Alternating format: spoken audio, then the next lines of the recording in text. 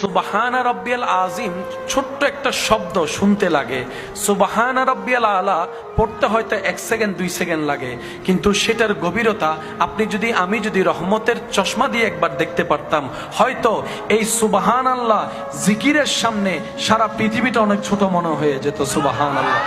নামাজ এমন একটা অলৌকিক ইবাদত, বর্তমান বিজ্ঞান এই নামাজ নিয়ে যখন গবেষণা করে, ওনারা দেখে বলে এই নামাজের সাথে যারা বন্ধুত্ব রাখতে পারে, নামাজকে যারা আপন করে নিয়ে চলতে পারে, সে সমস্ত ব্যক্তিদের শরীরে রোগের মাত্রা কমে যায়।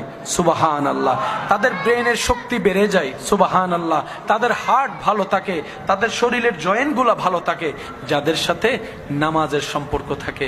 ওই যে রব্বুল আলামিন বলেছে, ইন্নাস সালাতা তানহা আনিল ফাহশাই ওয়াল মুনকার। তাই রবের কাছে সবসময় ফরিয়াদ করবেন, আল্লাহ নামাজ তো আমরা পড়তেও জানি না, আমরা শুধু অঙ্গভঙ্গিটা